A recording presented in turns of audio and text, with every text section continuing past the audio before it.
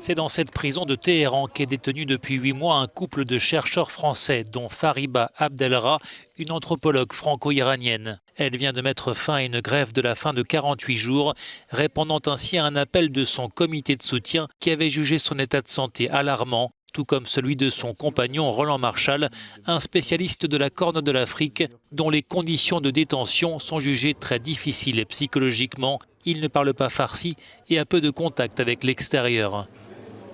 Ce couple de chercheurs qui officie pour le Centre de recherche international à Sciences Po Paris et au CNRS avait été arrêté en juin dernier à l'aéroport de Téhéran par les services de renseignement des gardiens de la Révolution. Ils sont poursuivis pour menaces à la sûreté nationale et propagande contre le régime iranien, des accusations montées de toutes pièces selon leur comité de soutien qui s'était réuni mardi sur l'esplanade des droits de l'homme à Paris pour demander leur libération.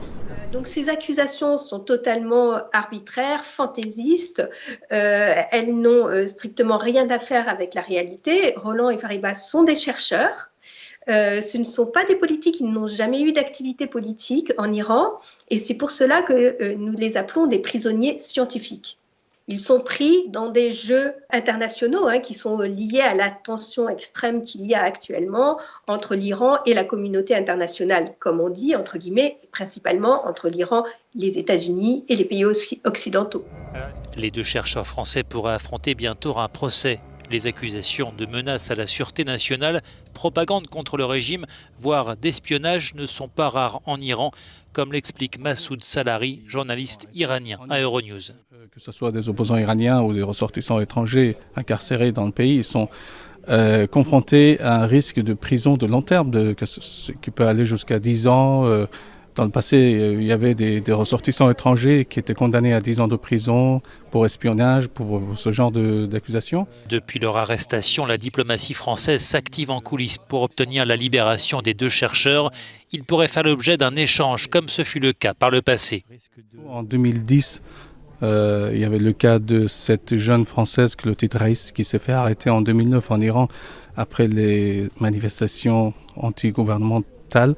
Et en 2017, c'était en mai 2017 qu'elle s'est fait libérer. Ils l'ont libérée contre la libération d'un Iranien en France. Et l'Iranien en France était l'assassin de Shapour Bakhtiar, l'ancien Premier ministre iranien de l'époque du Shah.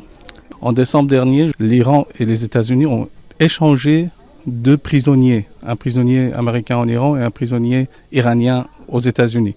Et ils ont ouvertement reconnu que c'était un échange.